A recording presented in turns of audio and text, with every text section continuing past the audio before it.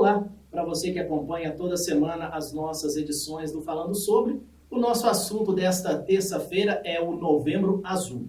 Desde 2008, o mês de novembro é marcado por um maior movimento em prol da saúde do homem no país.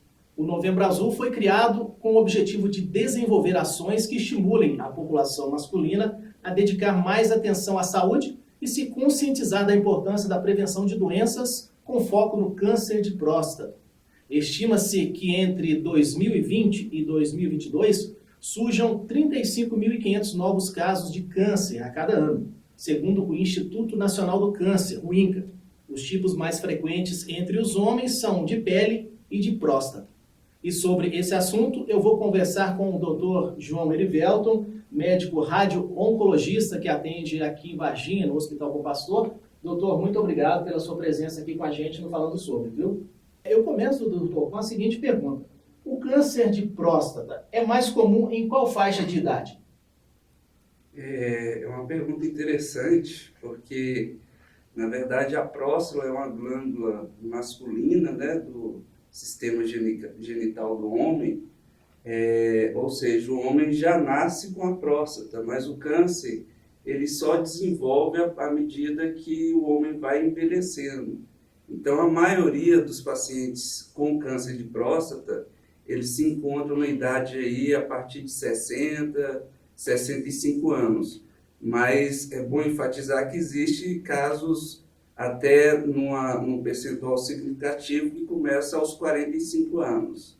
Doutor, e como detectar o câncer de próstata precocemente? Isso também é muito importante e relevante, porque o câncer de próstata, quando ele é diagnosticado bem no início, nos estadios iniciais que a gente chama, a chance de cura é altíssima, gira em torno de 90% ou até mais. Né? Então é fundamental que o diagnóstico do câncer de próstata seja precoce. Quando o câncer já está avançado, diminui-se muito as chances assim, de conseguir a cura e o tratamento passa a ser basicamente um tratamento paliativo. Então, para fazer o diagnóstico do câncer de próstata de uma maneira precoce, é importante que a gente faça o rastreamento. O que quer dizer isso? O câncer de próstata, nos seus estadios iniciais, ele é caracteristicamente assintomático. Então, não tem um sintoma para a gente perseguir e a partir daqueles sintomas a gente fazer exames. O rastreamento é exatamente a procura do diagnóstico nas pessoas ainda assintomáticas. Hoje esse rastreamento ele se baseia basicamente no exame clínico digital prostático, que é feito com consultório médico, principalmente com urologista, associado a um exame sanguíneo que a gente chama de PSA, que é um antígeno prostático específico, que é uma substância produzida pelas células prostáticas e que é medida através do sangue. Como o senhor citou no início, né, na primeira pergunta, que o homem já nasce com a próstata. Né? O simples aumento da glândula prostática já indica que seja um câncer? Não. Na verdade, a próstata ele é um órgão e como qualquer órgão do corpo ele pode ser acometido de várias patologias. Na verdade, a patologia mais comum da próstata não é o câncer. É uma doença que a gente chama de hiperplasia prostática benigna, que é popularmente conhecido como próstata inchada. Aí essa doença vai dar dificuldade para urinar, principalmente. Mas não há uma relação entre hiperplasia prostática benigna e câncer de próstata. O homem pode ter a próstata grande, inchada, e não ter câncer, e pode ter uma próstata pequena, sem ainda estar inchada, e já ter as células de câncer crescendo nela. E o câncer de próstata, doutor, ele pode ou é genético? Na maioria dos casos, não. Existem algumas síndromes em que existe mutação em alguns genes que são transmitidos de pai para filho, mas esses casos eles giram em menos de 5%. São aquelas famílias onde o avô teve câncer de próstata, o pai teve câncer de próstata, o filho, os irmãos. Então, a penetrância desse gene mutado na família é muito grande, o que faz com que vários homens tenham o câncer de próstata. Também não é essa correlação de 100%, não quer dizer que quem tem esse gene na família, que todos vão ter o câncer de próstata, mas a probabilidade aumenta muito. Mas 90, 95% dos cânceres não tem essa mutação genética. E uma vez detectado um câncer de próstata, quais são aí as opções de tratamento que o paciente tem? Essa é uma pergunta interessante, porque o câncer de próstata, ele, diferentemente de outros cânceres, ele pode ter uma história evolutiva diferente dependendo das características do câncer. Existe um câncer de próstata que é muito indolente, que algumas vezes a gente nem trata, só faz o acompanhamento. É aquele câncer que vai demorar 7, 10 anos para evoluir, e muitas vezes ele é diagnosticado no idoso já com 85, 90 anos, que tem outros problemas de saúde, que ele não vai, na maioria das vezes, sobreviver um tempo suficiente para o câncer manifestar. Então a gente prefere evitar submetê-lo aos possíveis efeitos colaterais dos tratamentos. Mas a grande maioria, diagnosticado, a gente tem que partir para as opções terapêuticas. Quando o câncer está no início, localizado somente na próstata, a gente sempre oferece uma opção de tratamento curativo, de conseguir curar completamente a doença. Hoje a medicina oferece basicamente duas modalidades mais empregadas de tratamento: a radioterapia, que tem suas várias modalidades, e a cirurgia, que também tem várias modalidades utilizadas atualmente. Eu estou falando a respeito dos efeitos colaterais do tratamento de câncer. Existem, né, muitas pessoas que têm esse receio da incontinência urinária, também a impotência sexual. Isso acomete muitos pacientes que fazem o tratamento? Isso vai depender das características do paciente e das características do câncer, bem como do tratamento empregado. Se é um paciente mais jovem, com uma saúde melhor, com melhor condicionamento físico, ele tem uma propensão a se recuperar melhor dos tratamentos empregados. Por outro lado, se é um paciente já com várias comorbidades, ele tem uma maior chance de desenvolver esses efeitos colaterais. Mas a impotência, ela é uma preocupação, sim, com o tratamento cirúrgico. São índices ainda considerados elevados, de 50% a 60% dos homens podem desenvolver impotência.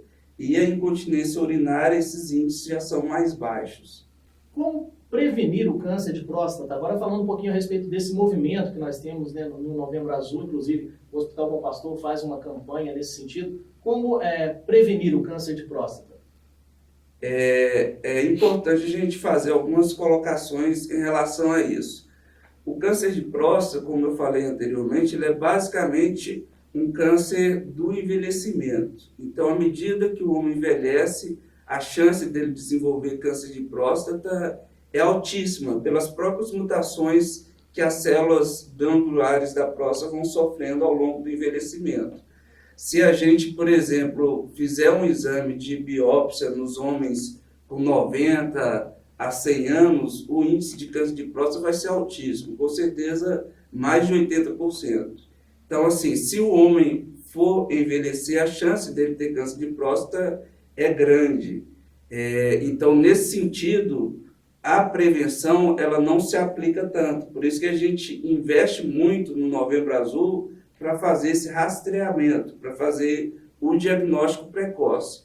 Claro que tem algumas condições de hábitos de vida, principalmente relacionado à obesidade, sedentarismo, alimentação muito processada, industriais, que aumentam um pouco também a chance da pessoa ter câncer de próstata. Então, uma maneira de evitar é você ter hábitos de vida saudáveis, evitar o sedentarismo, fazer atividade física, ter um controle adequado do seu peso, né? E também os alimentos saudáveis, principalmente baseados em frutas, verduras, vegetais e carnes naturais não processadas.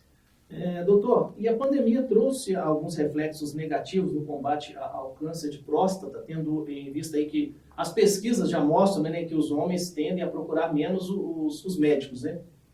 Isso, a gente sempre usa a campanha do Novembro Azul para fazer uma propaganda geral da saúde masculina. Utiliza o câncer de próstata, que traz muito à mente dos homens uma preocupação, mas ele, quando vai no médico, no consultório, a gente tenta orientar a saúde geral do homem, cuidar do seu coração, cuidar do seu corpo, cuidar de todos os seus órgãos. Nesse sentido, a pandemia ela trouxe prejuízo porque as pessoas ficaram mais restritas às suas residências, então a procura ao serviço médico diminuiu muito. A gente tem dados das sociedades médicas, por exemplo, da Sociedade Brasileira de Urologia, que as consultas no urologista diminuiu-se aproximadamente 50% e as cirurgias até 30%. Na minha experiência pessoal de tratamento no Hospital Bom Pastor, a gente teve uma redução de 50% nos pacientes que chegaram ao hospital com diagnóstico de câncer de próstata. Doutor, por que ainda há tanto preconceito dos homens quanto ao exame do toque retal, que é um dos exames utilizados, né, para o câncer de próstata? O toque retal, ou toque digital retal, ele é um exame extremamente simples, rápido, indolor, muito fácil de ser realizado no consultório médico. Para ter uma ideia, esse exame dura aí uns 15 segundos, você consegue palpar bem uma próstata, sentir se tem algo diferente, suspeito ou não. Então, essa dificuldade da nossa comunidade, da nossa população em fazer esse exame é basicamente uma questão cultural, né? Nós sabemos que a nossa sociedade é uma sociedade muito patriarcal, muito machista, então os pacientes eles correlacionam muitas vezes essa questão da introdução do dedo no ânus para fazer o exame com questão de sexualidade, o que absolutamente não é verdade, né? O fato de fazer o exame de toque retal não tem nada a ver com a sexualidade. Doutor, eu gostaria que o senhor falasse agora um pouquinho para a gente a respeito do trabalho que é feito lá no Hospital Bom Pastor durante esse mês de novembro. Sim, o Hospital Bom Pastor ele é um hospital de referência em tratamento de câncer aqui na região. Nós tratamos pacientes de aproximadamente 55 cidades. Não é só o câncer de próstata que nós tratamos todos os cânceres que o homem ou a mulher pode desenvolver e necessita de algum tratamento. É um hospital que a gente chama de terceirizado, que tem disponibilizado todos os tratamentos recomendados, desde a cirurgia, quimioterapia, a radioterapia especificamente, que é o tratamento que eu emprego. Então, assim, nós somos uma equipe grande, multiprofissional, com inúmeros médicos e outros profissionais de saúde, todos dedicados exclusivamente ao tratamento de câncer. Então, para nós, é fundamental a gente tentar ajudar a comunidade de alguma maneira, trazendo orientações, educando as pessoas, fazendo palestras, envolvendo toda a comunidade, inclusive os nossos colaboradores do sexo masculino no Novembro Azul. Então, é basicamente um envolvimento para tentar trazer à luz essa questão.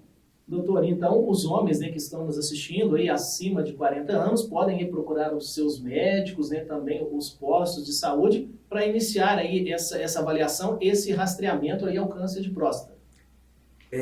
Sim, aos 40 anos é importante ali para avaliar a saúde geral como um todo, né?